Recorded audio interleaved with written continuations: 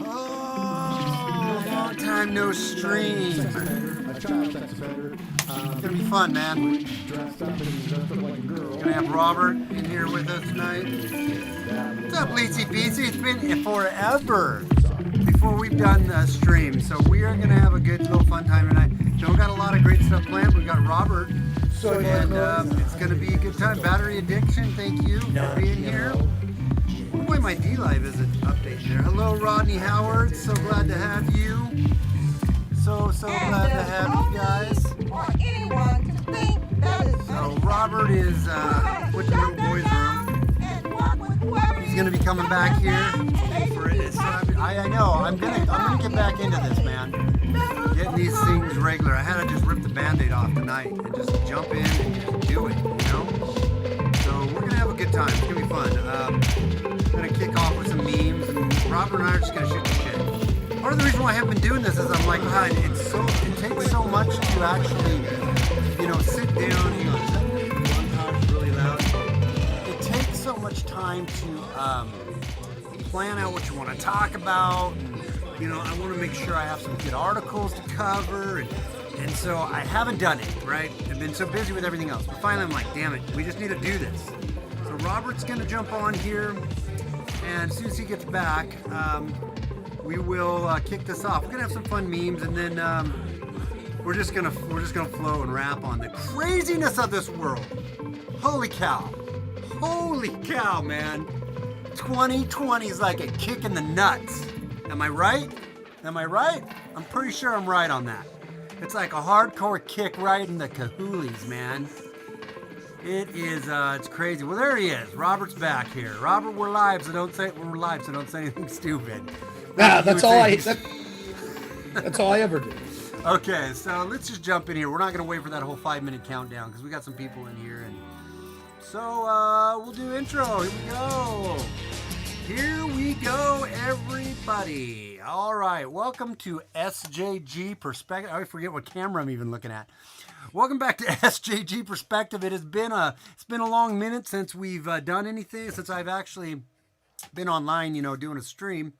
Put a few videos up in the last couple weeks, which took me forever. It's amazing how long a 10-minute video takes you it takes you a week. Maybe not a week, but it takes you 3 or 4 days to do a 10-minute video. Like when you are narrating it and then you're trying to put clips in there. Anyways. It takes you 10 minutes, or it takes you that long to do a good video. If you're doing crappy ones like me, you just Well, no.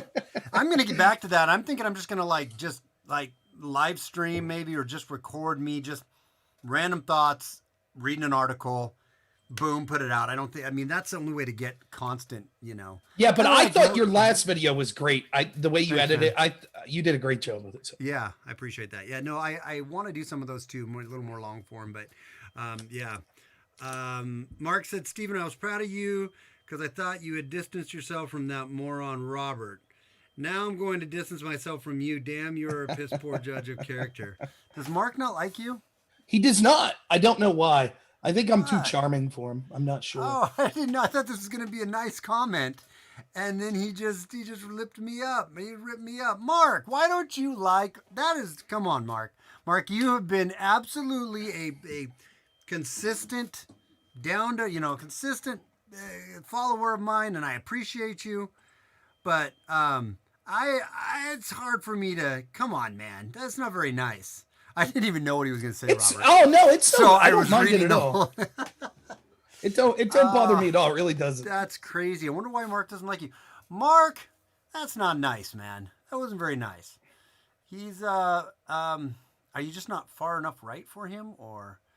Is it I don't know. He said that I was smug and a know-it-all at one point, which is true. Those are true. I won't deny that. Okay. Yeah. I'm not worried about it. It's not a. See you. Wish you streamed more, man. Mobster. Thanks. I'm gonna. Well, you know what? We're not gonna spend all the time here on Mark. It's too bad, Mark. I don't hate you, and I'm sure Robert doesn't hate you either. No. Robert is I love you though, Robert. So that's all that really Well, thank matters. you. I mean, basically. So Man, dude, so much to cover, and I know you're starting here. Your show is going to start in about a half an hour, at about 7:30. You're going to do your show. Yeah, 10. But I told people between 10:30 and 10:50. So if we go a little long here, no problem. Yeah. I don't even know what to cover, dude, or where to jump in on what we. Maybe we should just jump in with some memes or something. I mean, it's like I'm up for anything. Let's do that. Let's jump in with a little meme time with Steven, because that'll prime the pump, if you will. We got some funny memes in here. And let me pump this up a little bit so we can see this page better here. Make this a little bigger so I can. That's what she said. And I'm going to put you underneath me. That way you're not in the way of the memes. I'm going to do that like that. Boom. Okay. So this one here doesn't have anything to do politically, which I think is good, right? But it says, evidently I hired the worst pilot to express my love for my fiance Doris. Gary loves penis. That's good. It's pretty funny, you know. It's funny because I don't know if it's true or not. Here's another one that's kind of funny. It doesn't have to do anything politically too much, but it's hilarious. It's a great idea if you think about it. It goes, I bought brownies for all my coworkers, not really because I was being nice, but because I heard they were going to be doing a drug test, and I didn't want to be the only dirty one. So unless they plan on firing everyone, I think I'm good.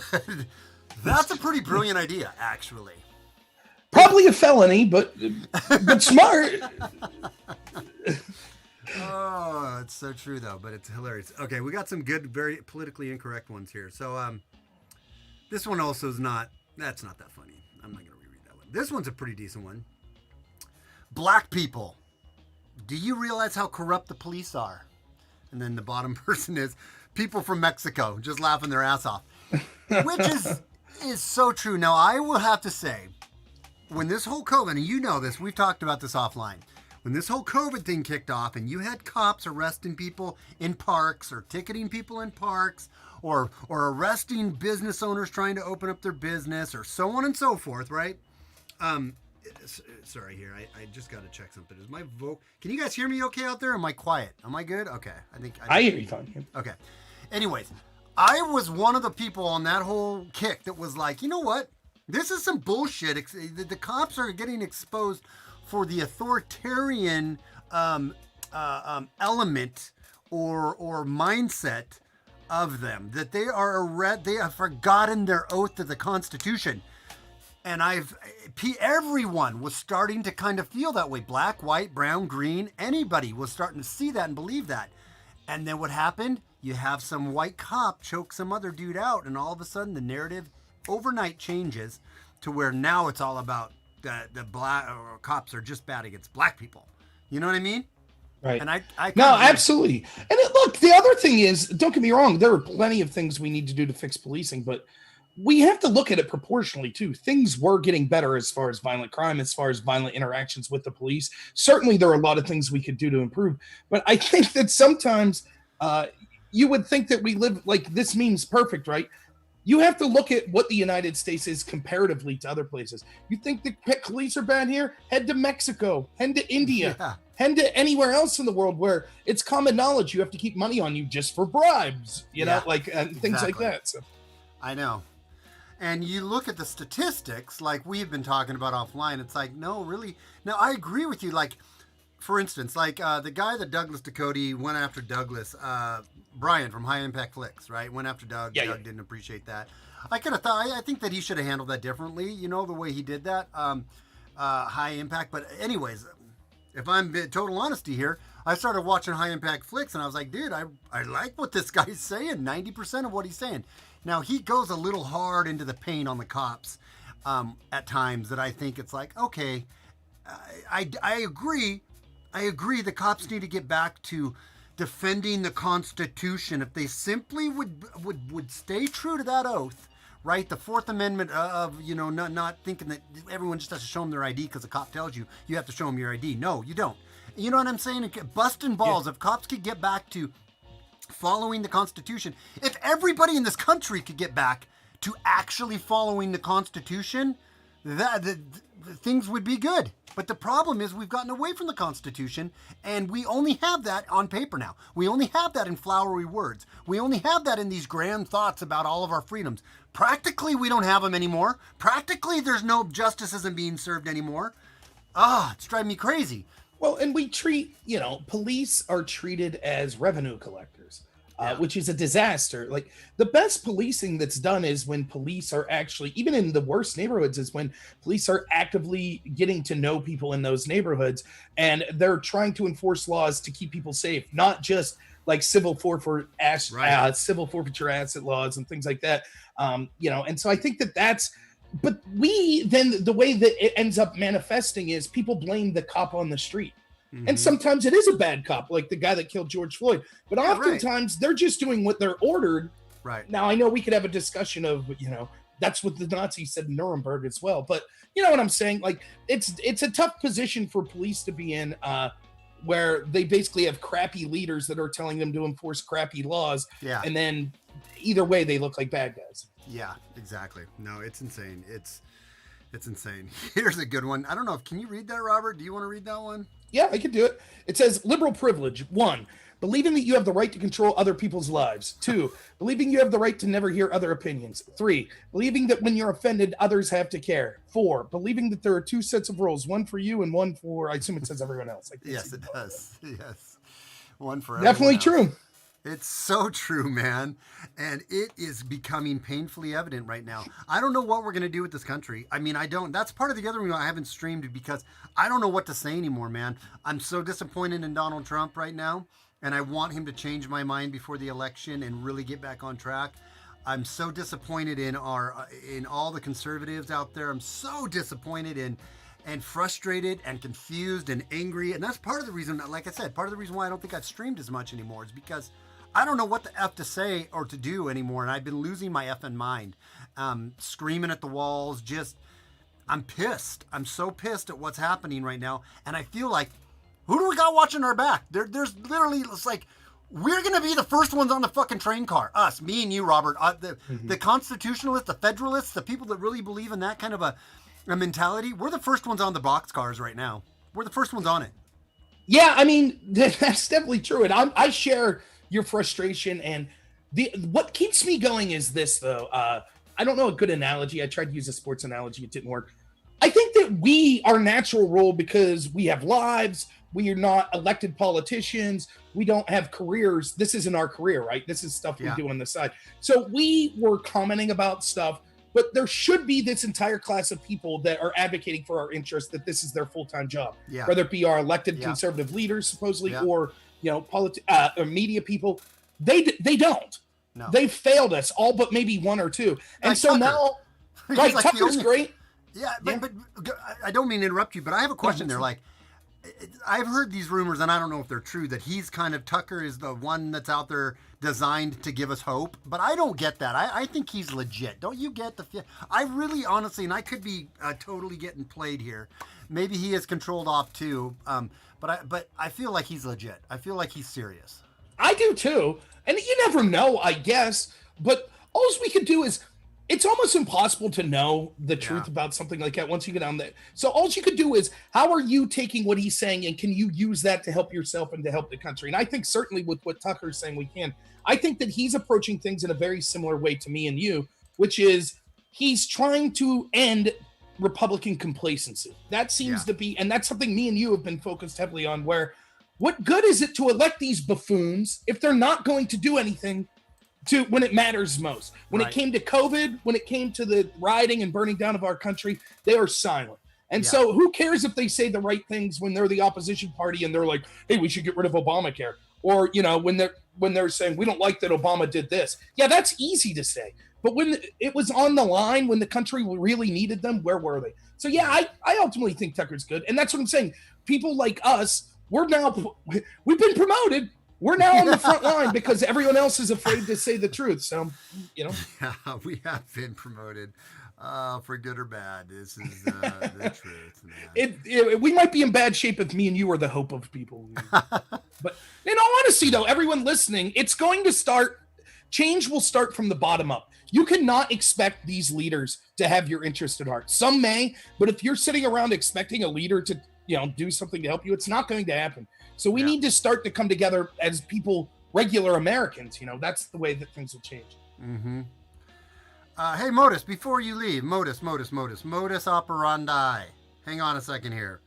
I tried to get the Restream bot off. I don't know how to take it off now. I don't know where I activated that bitch at, and I don't know.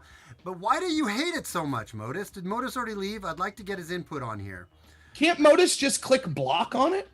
I don't know what his problem is on it. He's all, hey, Modus, hang on a second. He's still in here, I think.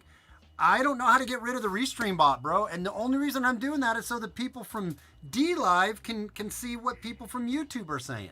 That's basically, wait a second, did this, yeah, it puts it into both. That's the only reason why I'm doing it, bro. But I don't. But I think if he clicks the dots beside it and clicks block user, it'll block that Restream bot and he won't have to see it. Oh, yeah, maybe. I think. I don't know. Okay, anyway. Sorry, Modus. I'll try to work on it, man. You're a lifelonger. Hopefully. I didn't lose you on this one, but that last one wasn't that funny. This one's kind of funny, though. Good, just like the good old days in Chicago. You got Nancy Pelosi running a harvester through the graveyard harvesting ballots. Oh man, it's so true. This is a good one right here. So we'll read the first part and then we'll read the last. I'll read the last part. It says, I am shadow banned from Twitter, quarantined from Reddit, suspended from Facebook, downranked by YouTube, suppressed by Google. And you're saying I should worry that revoking Section 230 will lead to online censorship? All right. That's great. It's a great. It's how could they think revoking 230 would lead to online censorship? What's their play on that one? So here's what they're saying. So 230 protects them so they're not treated as, like, we'll just say YouTube. So it's not treated as a publisher or Twitter bees. And so the argument is if you revoke 230 and then they are held liable for the material that's there, they'll just click anyone off with any sort of opinion. It'll just be total milquetoast, like ham playing with Legos. Anyone who has a political opinion, they'll say it's not worth it to us. But that's garbage because revoking 230, my interpretation, the way it should be enforced would be this. No one expects Facebook or Twitter to be held accountable for every single thing that someone posts, right? What they need to be held accountable for is this. If they are made aware of a criminal post and they refuse to do anything, then they are held accountable. And that's the problem that we see because they'll kick conservatives off because they'll say, for example, Trump had his tweet censored where he said, we're going to use law enforcement to go after rioters. And they said, oh, that's a violation of our terms of use because it's a threat. Yeah. Yet at the same time, Carlos Maza from Vox News actively spread that you should assault Republicans, including throwing milkshakes on them so that they never feel comfortable organizing in public. 3 days later, Andy No was assaulted, punched, had milkshakes thrown on him, etc. Now that tweet was made obvious to Twitter thousands of times and they refused to remove it. And that's what people are saying. So this argument, well, it'll just get rid of and the other thing that this means correctly saying is like, I don't want to see that, but it's easy to say this if you're a leftist. Hey, we want to censor you and make sure that you don't have a right to say anything. And if you recommend a solution, that could censor everyone. So you need to shut up and just leave us continue censoring you. Sorry, I'm not buying it. Yeah. No, I agree. I don't know. I mean, Parler's growing like hell. Are you on Parler yet, dude? Have you got your Parler? Yeah. I only got like 6 subs, but yeah, I'm on there. Yeah. I'm up to like 258 or something on there, but it's a pretty cool spot. I mean, it is a pretty cool. I will say it's a pretty cool Twitter type spot, and you can immediately start getting monetized after you get to a certain point there. And I don't know, it's pretty cool, but I just don't have faith for anything anymore, man. Was it vanilla or milkshake? It was concrete, Ken. It was concrete. It was neither of the two flavors you mentioned. A girl with a ACAB sign was saved by the police in Boise, Idaho. What does ACAB stand for again? All cops are bastards. Oh, okay. That's hilarious. I didn't see that, Tyler. I'll have to check it out. This is a good one. This is such a good one. I cover my face to show submission to my God. Me too. It's so true, dude. I've been getting into all kinds of conversations. So listen, I'm going to I had one person I wasn't recording when I did this, But this is going to be my go-to. So if anybody steals this, I gave you the idea. When I get asked why I'm not wearing a mask, this is my canned response is like, well, obviously, according to HIPAA, you're not allowed to ask me that, but I will tell you. It is because I am allergic, because the material how did I say it? The material in, how did I say it to this person? I go, the material in masks, or no, I said this, sorry. I said, I'm allergic to ID10TS and masks. ID10TS is idiots, right? But they don't catch it if you say it fast enough. So I was like, I told this person the story. I go, oh, it's because I'm allergic to ID10TS or ID10TS and masks. And they're like, well, that isn't. I go, yeah, I have a severe allergic reaction to ID10TS, and that's why I can't wear a mask. And the person's like, well, that's still no excuse. You should wear one for other people. And they went off on me a little bit. And I'm going to try to have my phone ready because I think that'll be so classic later when I play that video and then I roll up on the screen ID10DS equals idiots. I don't know. I thought it was pretty brilliant. I've been doing a lot of Twitch, just hopping on panels, and it's all lefties, and it's amazing to me how much they buy into the mask thing. Like they don't even have a narrative that makes sense, right? Like, so they'll say the mask.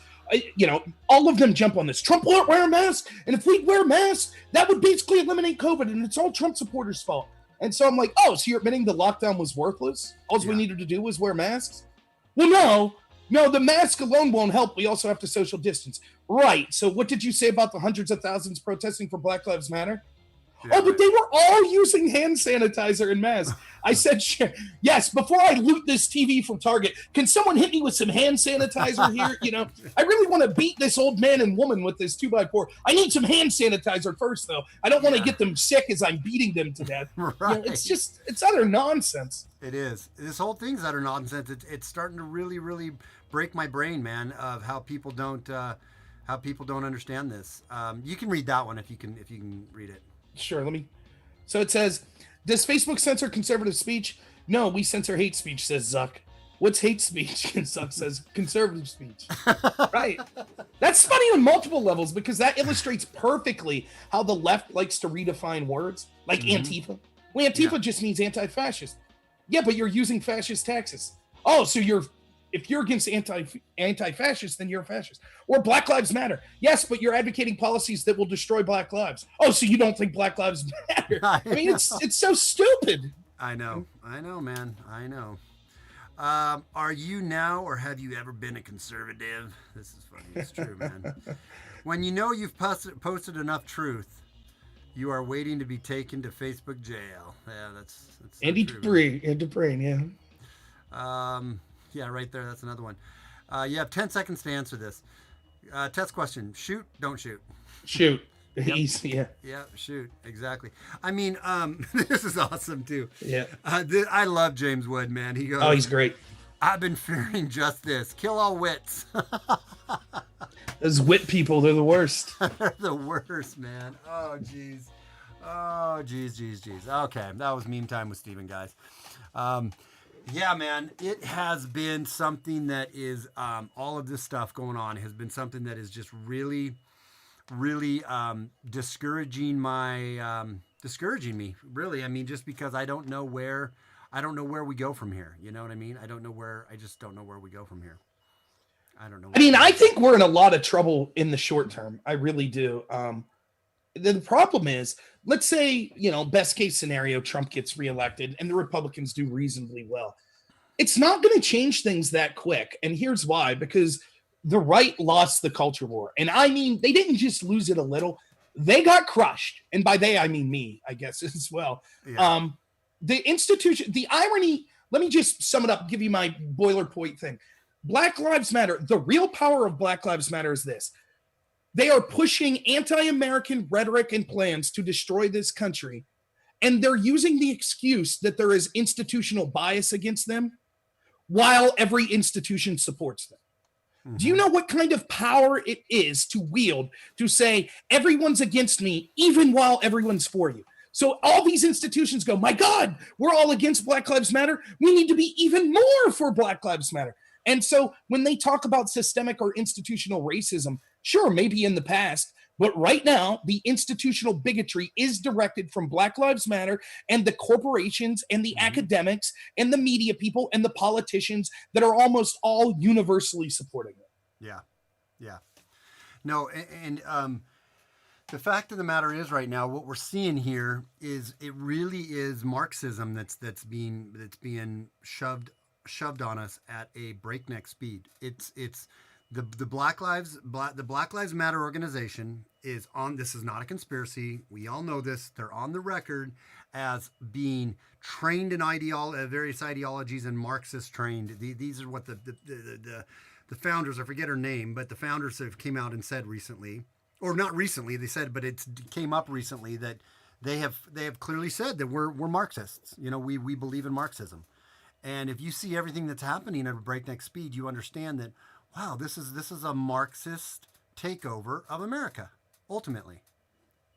Yeah, and the irony is, like, here's the irony. I doubt that there's any big Black Lives Matter supporters watching us right now, but if they are, that's fine. They're being duped as well, right? Yeah. There's two groups going on. There are the Black Lives Matter people, which are radical fascist Marxists. This is their goal, by the way. Let's just be as blunt as possible. They don't want an end to racism. They want a return to Jim Crow. They just want to be the ones in charge this time. So it's about revenge. Did you see Drone's video today? Right, about the Washington Post, the black lady that writes for the Washington Post, right. that said, "White ladies, you're lucky. You're lucky that black people aren't taking revenge on you." That's what it's about. It's not about equality. It's about segregation and revenge. That's what they want. But the establishment, they're just useful idiots to the establishment. Yeah. The establishment, they're sitting around smoking cigars going, great, while they're all fighting with each other. We're the real people that are enacting our globalist agenda. And the only Marxism that they're about is the idea of total government control. Yeah. But it's not even Marxism. It's not like they're going to fight for the proletariat or anything. Yeah, right. Of course, it's a reverse revolution is what it is. Yeah. No, it's that's the thing that I don't understand how they don't see what's happening here is that they're absolutely the useful idiots, because right now they're bringing a society down to their knees. The American culture, the American way of life down to its knees. And when it's all brought and it's all down to it's been brought down to and it's crumbled, us and those protesters will be the first ones rounded up and gone. They will be the first ones rounded up and shut down. They're just setting it up right now for. Also, I think they're setting it up with all this chaos, out of chaos or order out of chaos, right? This whole mantra behind the Marxism stuff, the globalist agenda stuff, is that they are, when all this stuff crumbles and when it's all said and done, they are going to, I lost my train of thought for a second there, though. They're going to absolutely, I know what I was going to say. They are the chaos that is ensuing, defunding the police, making it so the more and more chaos comes. What's that ultimately going to do? Cause the federal government and the military apparatus to come in and take control. And then there you go. They're waiting for it to get bad enough to do that. And listen, this is the offer that the Democrats are making you right now, right? And if you listen carefully, you could hear them saying it blatantly. Actually, it's a shame you didn't vote for us in 2016. Oh, look at all those people burning down cities. Well, if you want that to end, you should vote for us. Yeah. And let me tell you something, Black Lives Matter and Antifa. If there's a Democratic president, like if it's Joe Biden, who will just be an empty suit and there'll be someone running the show behind him. Right. If you try to break into their White House, they will crush you with impunity, right? Mm-hmm. They ain't going to tell her. Look at the, right? Did you see the mayor of Seattle, the statement she released today? Yeah. I saw part of it. She basically said it's gone too far. We need to bring a stop to this. Do you know why she said it? Did you see why? Oh, yeah, because the dude who got shot? No, because they came to her house. Oh, I didn't know that. That's what her statement was about. She was furious. I'm an ally of them. Why did they come to my house? My family was threatened. Mm-hmm. That's right. That's exactly right. Now you know how the rest of us feel. And let that be a lesson, Black Lives Matter and Antifa. Even someone that pays you lip service. If you think that this stuff will, once they have total power, if you think you'll be allowed to keep doing what you're doing, you got another thing coming. They're going to crack down on you. No, that's going to get cracked down on this weekend. And here's why I think that. I think it's going to get totally rooted out this weekend. Obviously, the statement that came out from the Seattle chief or whatever. But I have a family member related by marriage who works for he gets subcontracted by different state agencies, police departments and state agencies to do IT work for them. So he is a mobile IT consultant, and he'll go around to different state polices and set up their IT stuff for mobile units and whatnot. Right? He told us like 3 weeks ago he was going to be in Seattle over the 4th. And so I was like, oh, why is he coming to Seattle on the 4th? And now all this is boiling up to where it is right now. I bet you this weekend we see a complete sweep and crackdown, and they're gonna close that Chaz down. Experiment done. Utopia Marxist experiment over in Chaz. I bet you it comes to a halt this weekend. It may, somehow it'll be blamed on Trump. Either way. Yeah. That's the. But I mean, yeah, this stuff, it's just. It will eventually come from that. I mean, I can't remember who it was in Stalin's regime, right? That said that the academics would be the first ones lined against the wall. And they called the academics useful idiots because the academics are the ones that allow the Bolshevik overthrow. And then as soon as the Bolsheviks overthrow, guess who's the first person they come for? The academic. So, I mean, it's you have a tough time feeling sympathy for the people in Chaz or the Black Lives Matter people that are rioting and things like that. But if I could try to speak a moment of clarity to them, it's, look, this will not continue. They're going to come for you. And by the way, when you see people, I've said this for years, Antifa, as bad as they are now, and these groups as bad as they are now, this is them acting with political power. Yeah. Real violence doesn't occur with these extremist groups until they don't have any other option. And so if there's ever a Democratic regime that says, okay, now we're tired of the rioters because they're rioting against us, that's when you'll see Black Lives Matter and Antifa really start to use violence. Because right now, why do they even need violence? All they have to do is go into the governor's, the precinct, or go into the mayoral office and take it over, and they get to do whatever they want. Once that's stopped, wait until you see the violence they engage in. Yeah. I mean, what do you think? What do you think we do here? Because do you think Trump wins in November? I'm skeptical. Now, there's two reasons why. One, I'm skeptical that even though I think that markedly the Democrats are terrible, disgusting, trying to destroy this country, because there are no Republican allies of Trump, really, and because the narrative is so controlled by the left, I'm talking to average people that you would think that would know better, and they're like, yeah, this is all Trump's fault. And you talk through it with them, you're like, wait, what? How is this Trump's fault? Still, I have to have that conversation with them from what they're just getting from the television. This is all Trump's fault. So that's reason one. But second, even if he could overcome that, do you really think that a party that, let's see some of the things they're willing to do, willing to basically send elderly people to nursing homes with COVID and cause literally death camps in these nursing homes just so they could blame Trump, or discredit a drug with the potential of helping people like hydrochloroquine because they'd rather see people die than give Trump a win, or that are cheering for riots and people dying and people's businesses being burnt down? You think they're beyond faking some mail-in ballots? You think they're beyond a little voter fraud? Yeah, come on, yeah.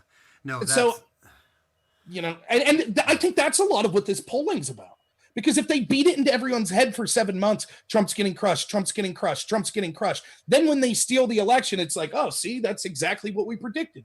Whereas if the polls, I think, I'm not saying Trump's winning right now, but certainly it's closer than Biden, 12 points ahead or whatever they're trying to say. And so, go ahead. No, go ahead. And so that's part of the dog whistling that they're doing. Everybody, you see this over and over. This is what I'm dealing with in these debates with lefties I've done recently, where because everyone in the narrative says something, they're just like, oh, I talked to someone last night, just a brief aside. They were talking about Michael Flynn. And I was like, yeah, he got railroaded. It kind of proves the corruption of our FBI and, Obama's DOJ. And they were like, yeah, but they've known for years that he was a criminal. They've known that for going back almost a decade. I was like, really? What crime? And they're just like, everybody talked about it. And I'm like, can you give me an example? And they had nothing. They're like, just Google it. I'm like, okay, I'm Googling it. I don't see anything. But that person's right. That's the perception you get. Here's a war hero that we're just told, well, this guy's a crappy guy. Well, what did he do? I don't know. I just know he's crappy. It's the exact same with this type of stuff. Why is this Trump's fault? I don't know. He's divisive. So it's his fault. You know, it's like, I mean, it's incredible. I got to tell you, man, I am not a big, I don't trust, I don't really want to talk all about Trump right now, but I'm like, I don't know, man. I don't know where I stand right now on the whole Trump thing, because I feel like he is a paper tiger. I feel like, and I understand, before people lose their panties and get all wadded up, I understand that he's had nothing but opposition, 100%. That it's been a complete fraudulent attack after fraudulent attack on him. I get all of that. But during this coronavirus stuff, man, he has capitulated. He's waffled back and forth and capitulated so much, and he's written these executive orders, and then nothing happens. It's kind of like he talks big, he gives us a lot of lip service, but there's really nothing that backs up. There's nothing that he really does to make a stand and either go down swinging, right, all the way down swinging. I feel like he just plays the fence. He plays the middle. Well, and I agree, but let me try to possibly defend Trump a little, even though I agree with everything you said, and I've been incredibly harsh on him, particularly with the COVID thing. But I think what Trump is he's just someone, he's not really an ideologue. He's not someone who knows a lot about these specific things. He just has a gut instinct that's like, I want to fight for the American people. But he surrounds himself with experts. I liken him to he's like a coach of a football team, right? He can talk big all he wants, but if his players don't show up, he's going to lose, right? He's not going to get anything accomplished if his team doesn't do anything. And so Trump, and it is his fault, he appointed terrible people around him. And so now, take COVID. Trump, let's be honest, Trump knew as little to less about COVID than me and you knew. And so he's like, okay, is this, and we talked about this at the very beginnings. We didn't know, is this a serious thing? Is it not? So he's talking to these people around him. Well, we can now see the evidence that the people around him hate this country and they hate conservatives, and they're intentionally trying to crush the economy and probably even intentionally trying to cause deaths of elderly just to make Trump look bad. So the very people Trump's relying on are people that want to see him fail. And he's still relying on them, which is his great weakness, I think. He's still relying on them instead of listening to the American people. And he, like you said, he's kind of playing it wishy-washy, trying to ride the fence. And it's not working. But as bad as Trump is, and I have a lot negative to say about him on a lot of this, at least he's trying to say that this isn't a racist country. At least he's trying to say we should lock up these criminals. He's speaking out against things like Black Lives Matter. Where are the rest of the Republicans? And it doesn't matter. It could be me or you as president fighting this battle. And if we don't have any support, we're not going to get anything done. And so that's where don't get me wrong. I have anger to Trump as well. But my real anger is where are every Republican that we voted for? I mean, I have the Speaker of the House for Pennsylvania on my radio show for Pennsylvania state government, the Republican Speaker of the House. And he was telling me that Governor Tom Wolf during the lockdowns, just so your audience knows, here's what my governor did. He said you were a coward if you didn't want to follow the lockdown. If you wanted to go back to work, you were a coward. He would take your license to work away if you had a liquor license or a haircutting license, etc. And that he would go after your county's funding. That's what Governor Wolf said. And then 2 weeks later, he violated his own order to march with Black Lives Matter. And so this person, the Speaker of the House for the Republicans of Pennsylvania, told me that he believes Governor Wolf's operating in good faith. And I asked him, I said, maybe you could have thought that at the beginning. But when he called hardworking Pennsylvanians cowards and then violated his own executive order, that's not good faith. Mm-hmm. And this Republican, he doesn't have the courage to say, yes, you're right. He just says, well, we need the local media to do a better job. Okay. And don't get me wrong. We don't need every Republican being like me and you and vocally fighting this fight. But for God's sakes, we need some. Yeah. And who do we have? No one. No one. And like Modus made a comment a second ago. He may have already left or been back. Yeah. He's still there. He said, I don't know if he's talking. I think he was directing to me. I have an attitude that I'm giving up on people. Maybe with the Trump. Maybe I misread your comment there, but that I'm not. I'm not giving up on him. He's giving up on us. I feel like he's just walking the middle of the road and giving us a bunch of fucking lip service, Modus. That's my problem.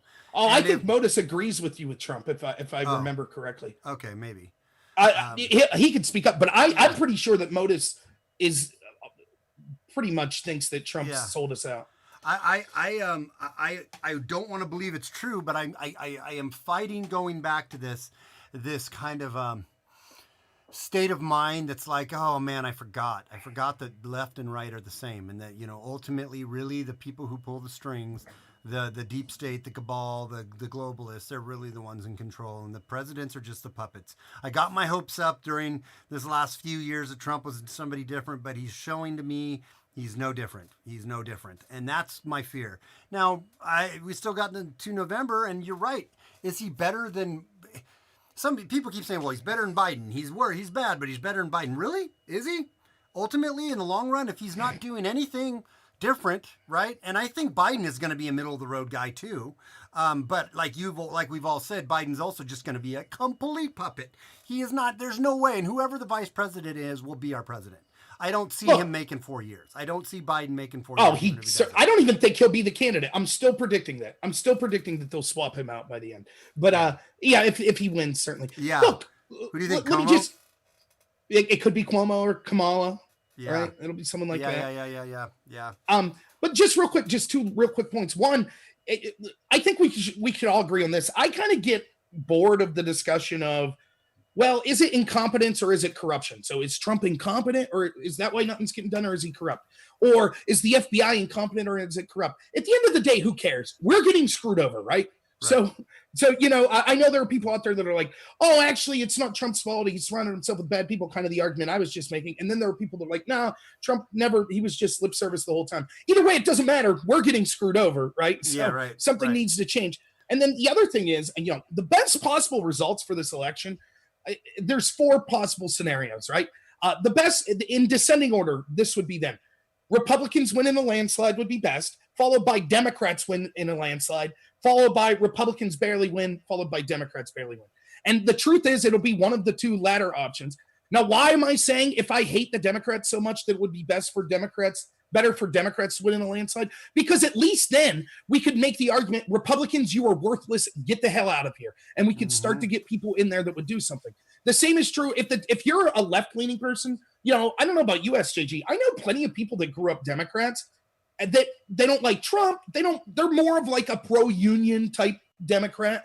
And they're like, who do I vote for now? Right? Like, if you're one of those people and you want the Democrat Party back that spoke up for working class people, you should be hoping that your party gets crushed. If you're a Republican and you want Republicans that actually stick up for the middle America, you should basically be cheering for Republicans to get crushed. Because as long as it goes back and forth with one side getting a little power, then the other side, nothing will change. It'll be the same establishment garbage with both sides screwing over all American people. And so, you know, I don't know if there's potentially movement for a third party or something like that, but you know, I would rather see the Democrats completely clean house than the Republicans barely win. Because if the Republicans barely win, what's that going to look like? They're still going to be coming out saying, yes, Black Lives Matter. Yes, we have to allow this rioting on the street. Well, I'm sorry. What good are you if those are the policies you're supporting? Mm-hmm. No, and I think that that's what the game is. I think that they pull it back and forth to keep everyone in the middle in the status quo. The status quo is what's kept us down and has kept this country in the same election to election, president to a president. Nothing really gets done. Everything stays in the middle, and that is the most clear example that the presidents really aren't in control right now. And I don't know, this revolution that is happening, this revolutionary wind that is blowing through the country, albeit the wrong kind of a revolution that conservatives want to see. Maybe that's what's happening, though. Maybe an ultimate real revolution is going to take place where either it gets so fucking bad that conservatives wake up and they go out and they start doing something about it, or you know, like you're saying, in a total takeover from the Democratic Party that takes over everything, and finally they wake up over the next election cycle, or before that happens, we start getting into the streets. And because I'm not totally opposed to going and protesting on the mayors and the congressmen and the senators' houses. I think that's where we need to. And I think that's probably where we need to be protesting, not burning down Main Street. We need to be going behind the gated communities and setting up camp on some of these politicians' lawns to get our way, if you will. Well, look, I've said, so here's what I offer. we need to we've lost, right? We've lost the cultural battle. That doesn't mean we stop the war, though. So we need to readjust tactics, because here's the problem. We don't have anyone, all the institutions are against us now. So we have no institutional power. So we're fighting guerrilla warfare now. And by the way, I'm not advocating violence at all. So we have to be strategic, and I'm not. We have to be strategic and have intelligence. So one of the things I think we need to start doing is giving the left exactly what they're asking for. You want an autonomous zone? You got it. You all renounce your U.S. citizenship, fine. We're going to shut up all access to utilities in that zone, great. And when you try to get back in the United States, you're an illegal alien and we're shipping you out. Good luck, right? You don't want, Mayor of New York, you don't want the National Guard's help after your police have been overrun? Fine, you no longer get any federal aid of any sort whatsoever. You're right, we're all just, Trump's a dictator. You don't want his help anyways, right? Like, we need to start approaching things that way. I'm suggesting what conservatives ought to do. Let's start a GoFundMe. Let's rent buses. Let's get these Black Lives Matter people on buses and drive them to Martha's Vineyard. Let's drive them to Hollywood. Let's drive them to where the Congress people live in DC. How about that? We'll say, yes, we're with you. Please riot. Do what you got to do. Riot, burn stuff down, fight the man. You're right. But don't do it in the black neighborhoods.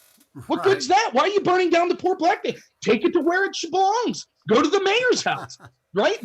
Yes, we'll help you do that. We'll sit in the bus and smoke cigars while you guys are out there tearing out Martha's Vineyard. That's the type of tactics we need to take. Now, I'm not advocating violence, but hey, Black Lives Matter, that's them doing the violence. That's Antifa doing the violence. I'm just suggesting we say, if you're going to use these tactics, use them on people that it matters with. You're saying basically use Soros' game against his own self. That's right. Basically, do what Soros is doing. Just ship them to some other places. Except I'm not radical. That's a fantastic idea. Right, and I'm not radicalizing anyone, and I'm not suggesting paying people like he does. Right, I'm just saying redirect the very people he's paid to the people that. I mean, I don't get it. I talk to these left. I just this week I've debated at least 6 people that call themselves anarcho-communists, right? Mm-hmm. And I keep telling them, I'm like, do you really think that you're engaged in a revolution if corporate America agrees with you?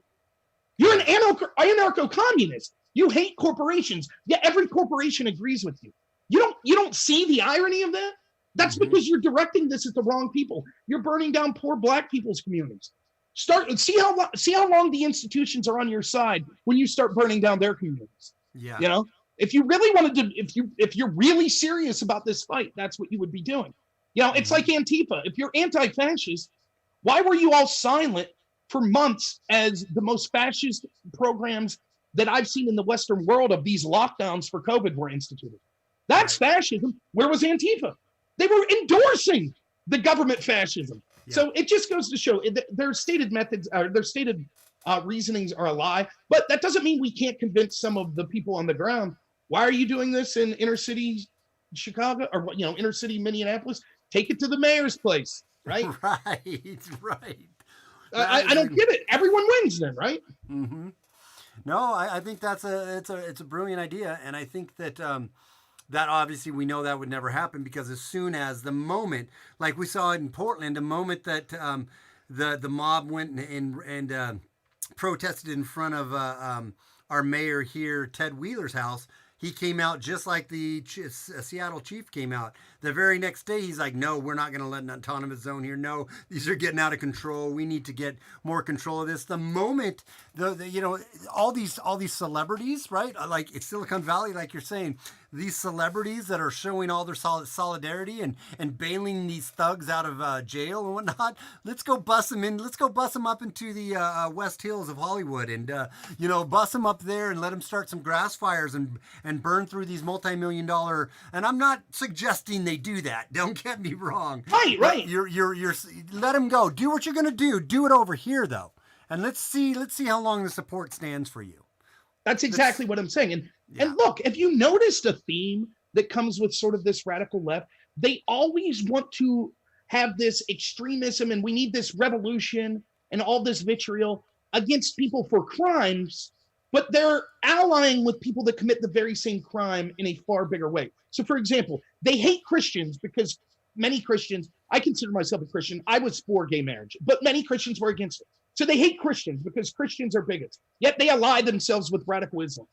Yeah, right. Which executes gay people, right?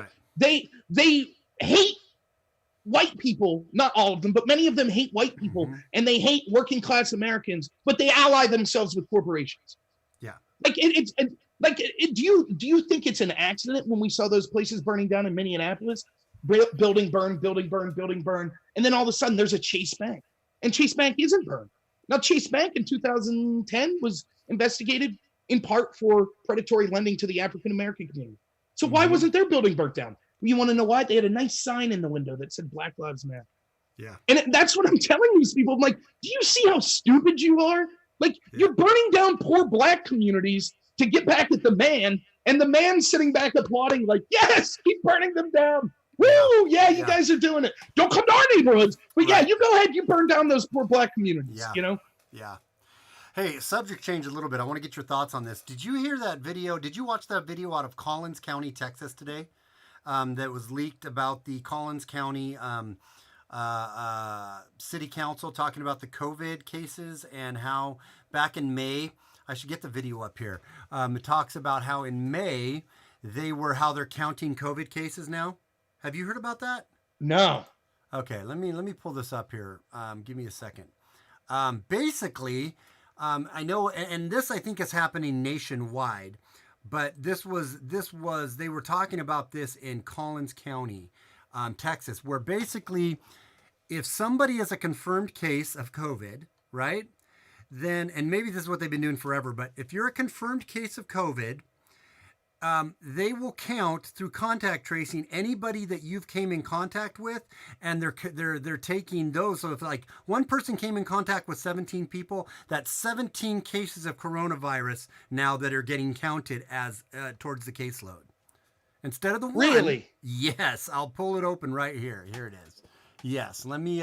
State of Texas, DSH. Okay, so let me put this over here to segment view. What county is this again? This is in Collins County, Texas. Okay, so let me make this big here so we can see. Okay, so Collins County, Texas, May 18th, 2020 Commission Rule. Now, this was posted by Alex Jones, so I did some research on it because I don't necessarily trust a lot of what Alex has to say. He can spin shit sideways. But this is legit. They actually had this was leaked. Some of this information actually was leaked to them too. But check this out, guys. Check this out. DHS has informed public health departments that they have adopted a revised definition for COVID-19 probable cases. So for confirmed case, it stays the same. You still just need PCR. But now they've added a probable case definition. So that still gets counted towards the case count. It's different. It's not confirmed. It's probable, but it's still a case. So at the end of this definition, there are 15 different options on how you could be classified as a probable case. Based on this diagram and what they report, there's a total of 17 cases now. One is still only confirmed because that was that original index case who then had all these contacts underneath in orange. And all the rest of them became probable, but they are still considered a case. This has the potential to be a very significant event for us here in Texas and here in Collin County, as the state now has elected to adopt this new probable definition. If you have a subjective fever and you have a headache and you live in Collin County, you now meet the qualifications to be a probable COVID patient. Can you believe that? It is. Now, hang on. Before we'll watch a little more of this, but can you? And now this is what I've been hearing is that this isn't just in Collin County, that they're using this same kind of metrics because this came out from the NIH and the CDC. This is how they've revised their case count. So this is happening in other counties, but it's supposedly being kept hush hush. But that's one of the reasons why we're seeing such a spike in cases in the last couple of weeks, is because this is the way they're counting new cases. If you are a confirmed case, they contact trace anybody you came in contact with. Now those are considered probable cases, but they're tallied under the main total caseload. Does that make sense? Yeah, that's incredible. Isn't that incredibly crazy? It's remarkable how low the standard is now. Mm-hmm.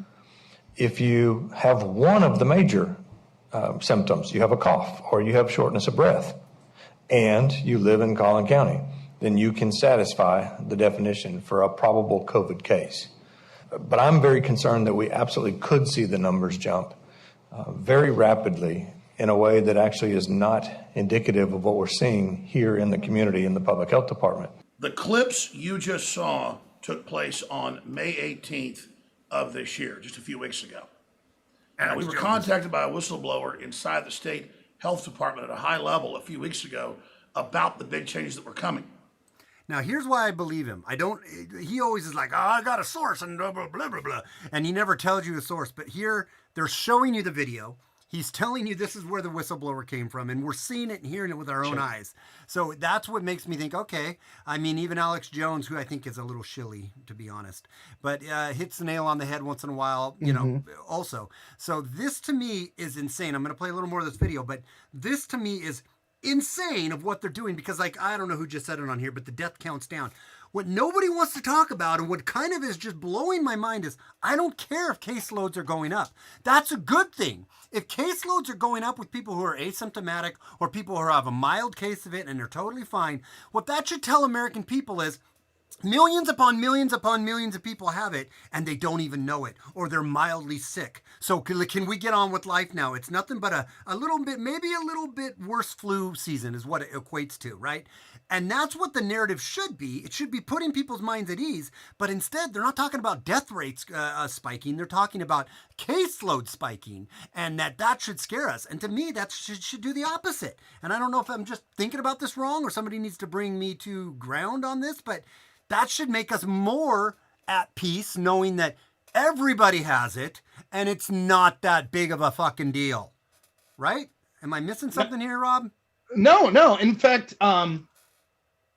I actually pulled up, I was going to talk about this on my stream tonight. I actually have up the US it's the COVID tracking project, which is the CDC's tracking, right? And we could go through the math and see what's occurring. So basically, if you look at the beginning of June, the deaths that we had were basically 100,000 people.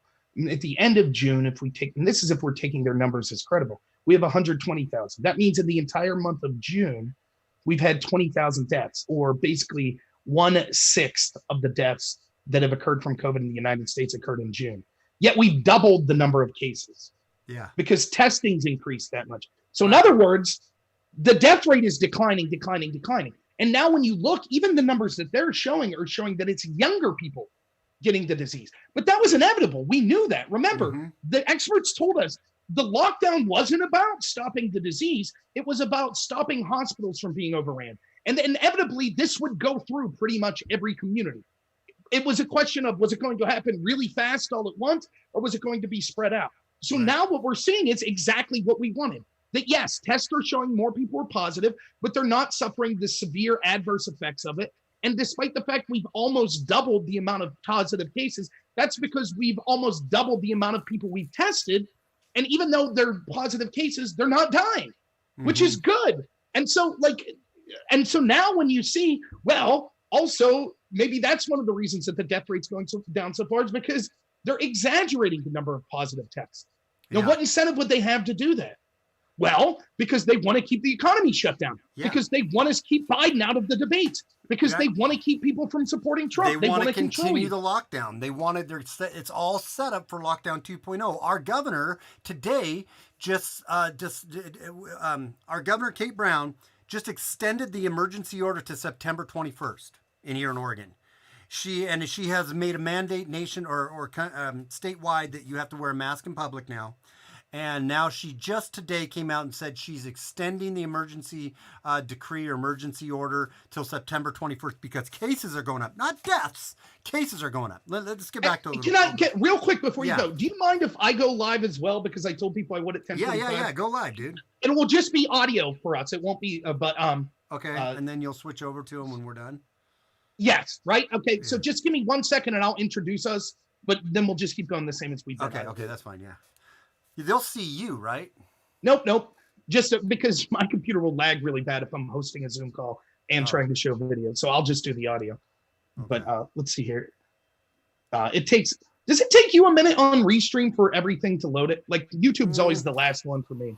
Takes not a minute. Probably takes me 30 seconds for everything to go online. Okay. All right. So, yeah. Hey, everyone. Thanks for being here. I got a different show tonight. I was on my buddy SJG Perspectives channel, and we're doing a live stream. So I figured, hey, we'll just live stream it in both places. If you want to get the video instead of just the audio that you're getting here, go over to SJG Perspective on YouTube or D Live on his channels there, and you can get that. But yeah, right now we're talking about COVID, so we're just going to continue the conversation. Thanks for being here, everyone. So yeah, go ahead, SJG. Yeah. Sorry about that. So carrying on with this. So yeah, just to bring the people who just joined up to date. In Collins County, Texas, there was a county commission meeting or whatever, a county meeting, and they were talking about how back in May they changed the metrics of how they were counting coronavirus cases now. If some person tested positive for coronavirus, they contact trace whoever that person came in contact with. So if they came in contact with 17 or 20 people through contact tracing, they now are considering those 17 to 20 people also probable coronavirus cases. And even though they're labeled as probable coronavirus cases, they're getting lumped into the total coronavirus cases that are getting reported to the media and to the government for their state or for their area. So let's continue with it. And it is Alex Jones, disclaimer, but it's all verifiable, so I thought I would share it. Look, Alex Jones is more Separately, trustworthy than another whistleblower contacted us with the video you just saw and more we're about to play.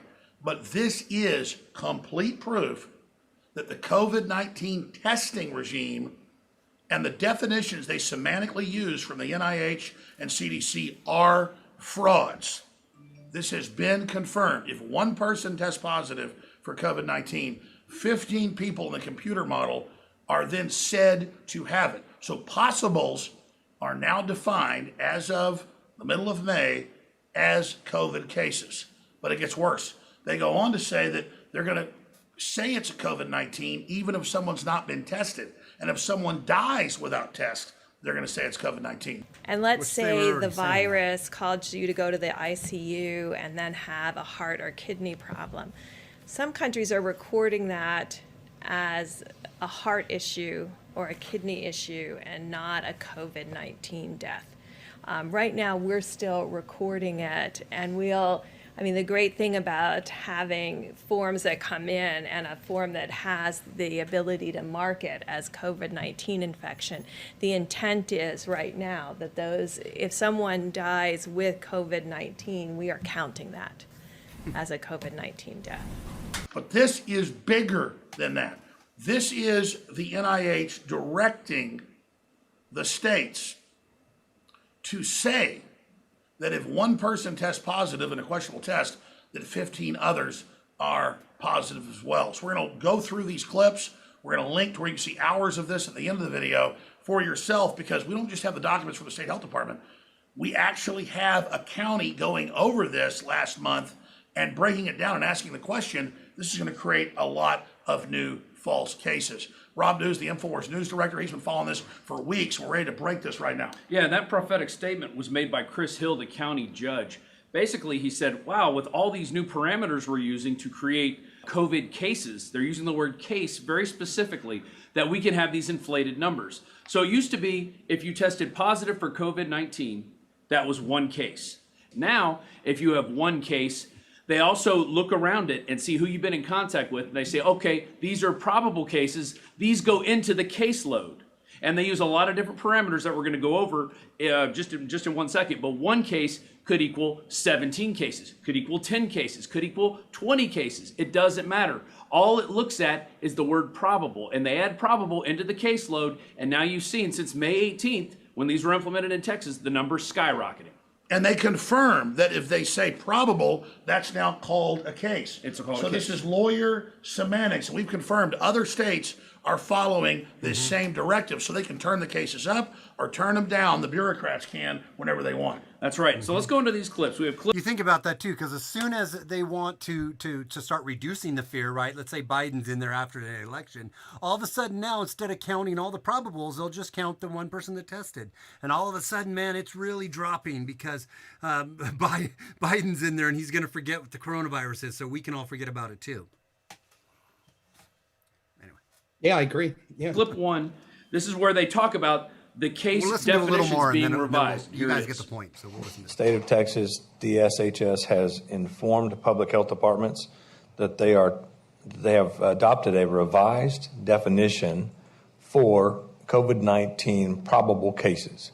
Probable case definition was adopted by the Council of State and Territorial Epidemiologists back in early April 4th or 5th. They adopted this. They sent it to the CDC, and the CDC did take that recommendation and adopt it and send it out to the various states. Now we're going to look at the new case definitions. So this adds confirmed cases with probable cases. Here it is. So for confirmed case, it stays the same. You still just need PCR. But now they've added a probable case definition. So that still gets counted towards the case count. It's different. It's not confirmed. It's probable, but it's still a case. Meaning if you use another testing method, not PCR, and if you have close contact with a confirmed or probable case, and if you did that lab work that was not a PCR, you could be considered a case with or without symptoms. Probable plus confirmed equals case, and they admit the two are added together in the guidelines put out by the feds. And let's remember, Dr. Ron Paul has come out today and said, this is a hoax. They're counting people that aren't positive with false tests, but it's beyond that. They then use the false test to say, on average, 15 extra people have it. And then Elon Musk, who's a major engineer, major league dialed in, he's come out and said it's all a giant hoax using false testing, but it's beyond that. They then use the models to claim probable cases, which again, the state of Texas then passed the law. Okay, we get it. We get what he's saying there. And he just kind of goes on to repeat that. But so I challenge you guys. It's MK. I forget the name of this channel. MK something, but you can Google that. But here's the other thing that they were going to touch on too on that is that now you don't need the PCR or PCR test, and which we kind of know. I don't think this is new, but it's good to reiterate this. You don't need a PCR positive test if you died from it. You don't need that test anymore to be counted into the death count. It can be probable. They probably died from COVID. That'll be going to the death count, which I think has been going on for quite a while. So the death count is super inflated too. Again, the important thing is, and obviously like this goes into what I was going to talk about tonight anyways, but the important thing is when they keep telling you, look at how many more cases we have. Understand, we've doubled the amount of people we've tested, almost doubled, in 1 month. So that's going to bring about more cases. The two things that we were told was important was how many people will this severely impact, like kill, and how many people will be sent to ICU beds, because we had to worry about ICU beds overwhelming. There is no evidence that ICU beds are overwhelmed in any state right now. None. Nor was there any evidence ever in the history of this virus this year in this country that we had any states that were nearly overwhelmed. And so this fear-mongering that they keep saying, but look at how many more people are testing positive. That doesn't matter. What matters is we're still not being overran and that the deaths are decreasing every day. And so what this is this, what that video is showing you is evidence of how they're inflating the amount of people that have tested positive. But what this is they're fear-mongering, saying more people are testing positive. But you could easily say the other thing. This proves the virus is far less deadly than we initially thought. Exactly. That's what I've been saying, and I haven't done any videos on it, but I'm like, why is no one really talking about this? This should be setting people's mind at ease, but they don't want that. And they know that. They know the death count. They're doing everything they can to pump up the death count, which even if you don't die with the COVID or you get tested, you're still getting counted.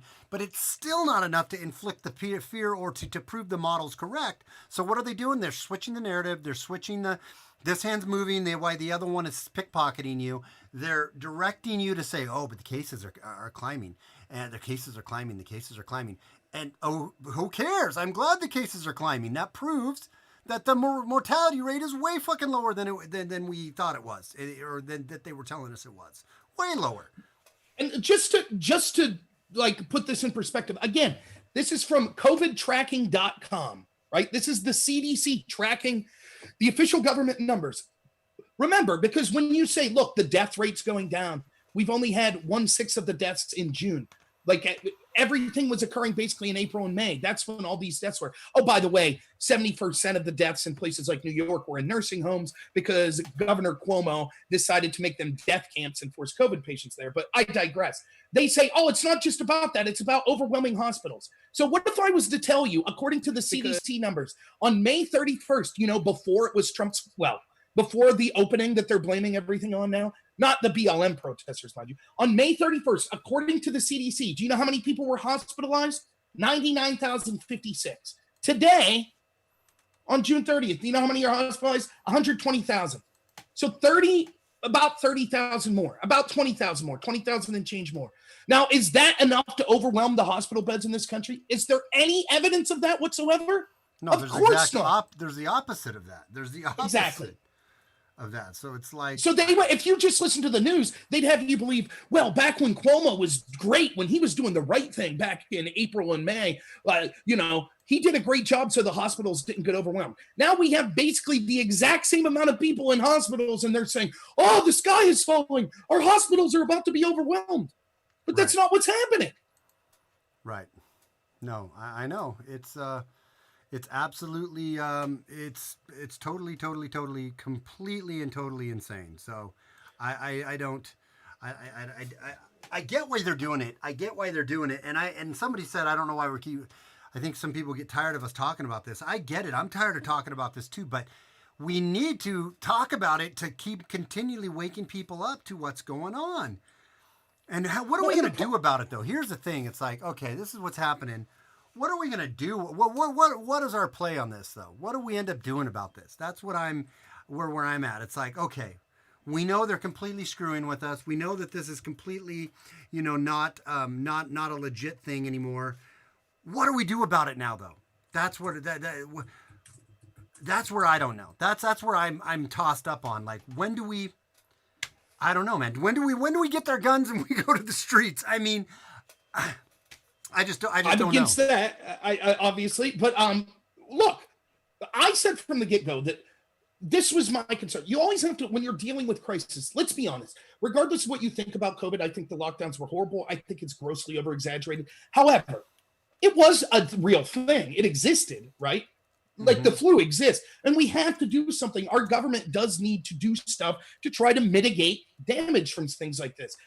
So everything has cost benefit. And this was my argument. Given that everything has a cost benefit, we have to triage and deal with the most serious thing first. So what was it that had the potential to really harm the United States? Was it the virus? Sure, there was potential, but that's the least worrying thing. Was it the economic collapse as a result of a lockdown? Yeah, we're going to be dealing with that for a decade. But even that we'll get through. You know what we can't get through? If we're willing to give up our rights at the drop of a hat anytime the government says, hey, we can't tell you all the facts, but we need to crush the economy and take away your rights. And guess what Dr. Fauci said in his interview in Capitol Hill earlier today? Guess what? Troubling evidence that next year's swine flu might be even more deadly. Wait a second. Wait. Fauci said, I didn't catch that. He said that next year's swine flu? I think it was the swine flu. So now we're going to go from the COVID to the swine flu? Let me see if I can pull up the article. Fauci, well, I guess he just says we need to keep an eye on it. Hilariously, though, that's exactly what he said about COVID in January, remember? It's not something Americans need to worry about. But I've been telling people, right, like, do you understand now that we've set this precedent? Like, here's three things. And if you are okay with shutting down the country over one of them and giving up your rights over one of them, you should be willing to give them up over all three. One, the Patriot Act. Because what the Patriot Act said, you're all going to die from terrorism if you don't give up your rights. Okay? Second, climate change. You're all going to die of climate change if you don't give up your rights. Third, COVID. You're all going to die from COVID if you don't give up your rights. Now, if you're for one of them, can't you see how every argument you're making could be used to use the other two? Right. And that's what and so I said at the beginning of this, I was like, well, the government is laughing their asses off because they're like, we can't believe our luck. All we have to do next year is say, hey, the cold's going to be really bad this year. Guess what? Yeah, I mocked you for that. I mocked you for that when this all first came out. I didn't mock you, but I disagree with you. I'm like, no, Robert, they're not going to go to that extreme. I mean, we need to take it easy. We don't know.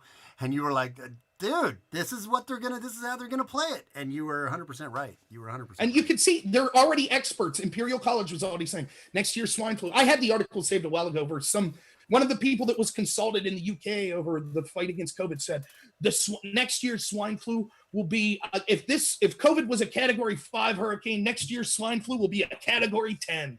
And it's just like you just drop your jaw. And it's every 2 years they say, oh, there's this catastrophic virus. I mean, we can go through foot and mouth, mad cow, H1N1, SARS, swine flu, West Nile. Every 2 years, they're like, here comes this new virus. It's going to wipe us all out. So now that we've set the precedent, so what we need to do is we need to wise up, and we need to start, getting the narrative back. Stop allowing these people. Look, if you want to wear a mask, that's fine. I'll be honest with you. I have to wear a mask at work. I do. Yeah, so do I. Because I do healthcare. And so it makes sense because I am working with people that quite literally are the most vulnerable population. Yeah. So I'm not like, oh, I don't care. I'm not going to do that. I was wearing a mask when they said not to wear a mask because I realized that. But look, there's all kinds of problems with masks. If you wear them too much, you can harm your respiratory system, etc. And but the only reason I bring it up is this. We need to start understanding that we know what's best for us. This sort of socialism, let's just, not to conflate issues, but look at what we're learning with all these riots. As soon as you become inconvenient, the government's no longer interested in protecting you. Yeah. So if you're a business owner in Minneapolis, sorry, we don't want to deal with you. That's an inconvenience. Let the mob burn down your store. That's exactly how they feel about your economy. That's exactly how they feel about your health. You need to understand the person that has your health interests best at heart is you.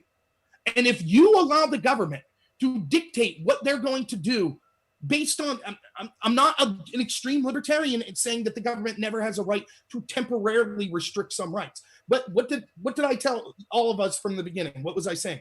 If the government does that, they have to meticulously explain every step, why it's necessary, what their evidence is, and we didn't do that. And so now the lesson we need to learn is we have to stop listening to them, stop listening to these quacks like Fauci, and understand that the experts that have been telling you we need to invade Libya, and the experts that have been telling you we need to crush our economy because of climate change, and the experts that told you we need to take away your Fourth Amendment rights to fight terrorism, and the ones that told you you need to listen to us and stay locked down because COVID, they're lying.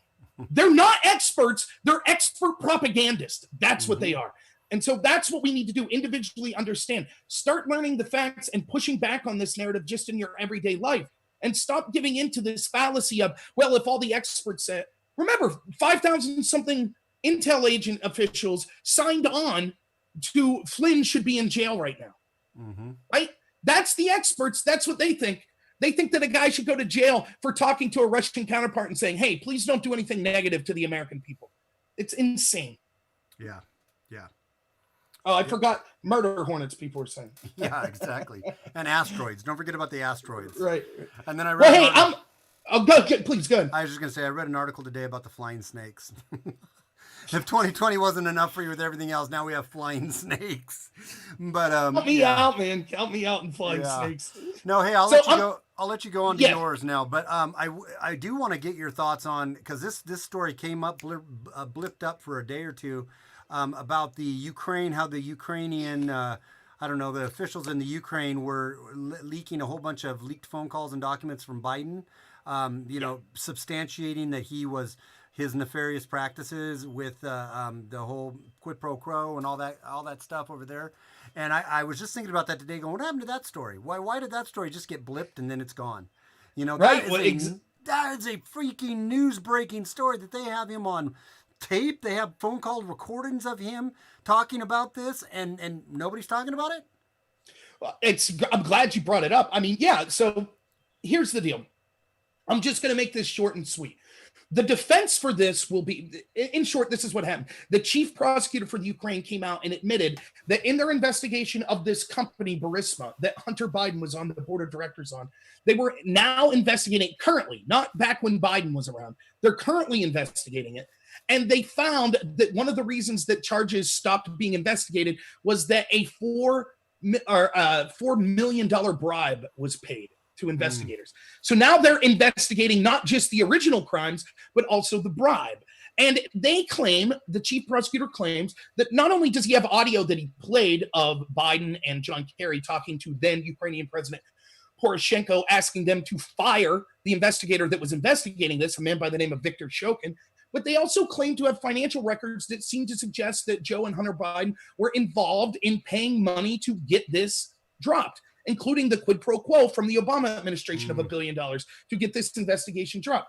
Now, the defense that's already been brought out today in the Washington Post is going to be the audio you hear of Joe Biden is faked, which is a lie. And second, they're going to say that the Ukrainian prosecutor, again, is corrupt. And here's why you shouldn't believe that. One, that's what they say every time there's a prosecutor that wants to look into them. But second, and more importantly, go back and watch the impeachment. You saw all of these Democrat witnesses, every single person from the State Department that was testifying against Donald Trump said, Zelensky, the new president of the Ukraine, he's the real deal. Finally came a president along that was fighting corruption. Both the Democrats and the Republicans agreed the new president of the Ukraine is a legit guy who's fighting corruption. He handpicked this prosecutor.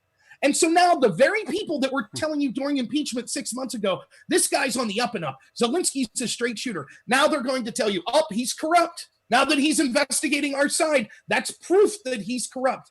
And so when you hear this new Russia story that came out, that's what this is about. Once more, they're going back to the Russian well so that then they could run defense on this Ukraine story and say, oh, this is just all Russian disinformation. It's truly disgusting. Imagine if the shoe was on the other foot. Imagine that if an ally of us, an ally of ours, let's say India, imagine that India said, hey, we have evidence that we were investigating Donald Trump and he offered a bribe to our prosecutors to stop that investigation. Impeachment hearings would have began yesterday if that happened. But when it was one of our allies in the Ukraine, the very same allies, by the way, that the Democrats went to actually get dirt on Trump during the 2016 election, which is actual collusion with the foreign power. When it's them, all of a sudden it's no story. So yeah, that's it. We should do a whole stream on that because I did want to get your thoughts on that. But that was a good breakdown. I wanted to look it back up and read. Well, hey, we're gonna let Rob go. Everyone on here, before you go, I'm gonna do one more thing. It's gonna take about 5 minutes, and then I want you guys all to go over and listen to Rob's stream. Rob, thank you for coming and hanging out, brother. It's always a pleasure, man. I love it every time. So we will talk again really soon. Well, we talk every day, but let's get this. I'm gonna try to get my streams on a regular basis again. I had to knock the dust off tonight, and hey, we did a good job. I felt like this was a good show. Awesome.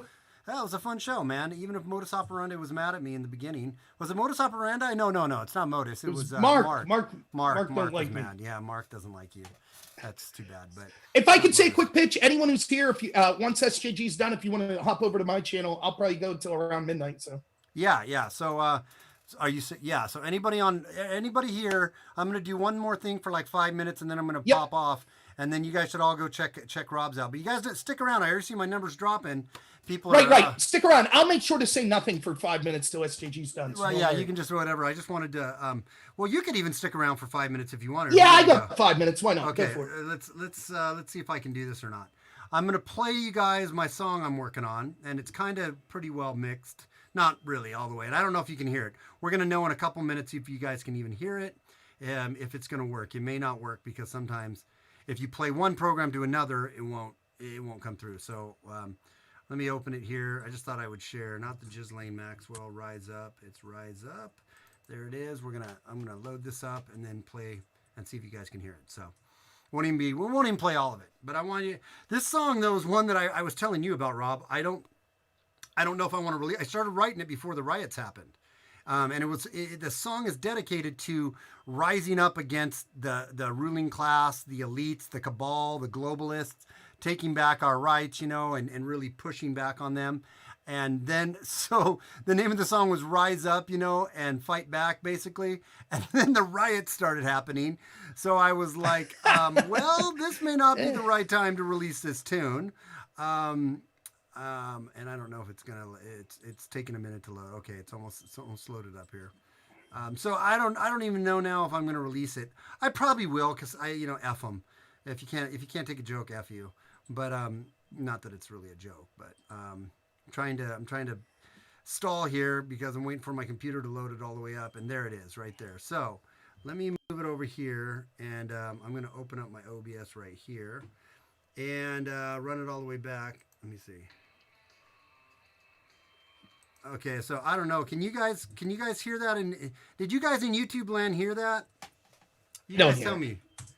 You didn't hear it, Rob? Nope. You didn't hear it either. Okay. I'm going to play and tell me if you guys hear it coming through. No, it's not coming through. Yeah, so it's not going to work. Okay. All right. Well, okay. Well, then that didn't work out. So, because yeah, so I'll do it on the next stream. I'll share it with you guys on the next stream. All right, guys, I'm going to sign off with Robert. Everyone head over to Robert's channel. Rob, I'll jump in on my phone and chat a little bit with you there. Thank you guys all for hanging out tonight. It's been such an honor to be back online. I didn't have enough lemons to distribute, so I will have to wait until next time. My apologies, or else I would. I needed at least 50 lemons, so I can't distribute. But until next time, guys, it's SJG Perspective. We will see you guys again real soon. And Rob, thank you so much. And outtakes coming in. All right, guys. Have a good night. See you, Rob. See ya. All right, man. I'm stopping.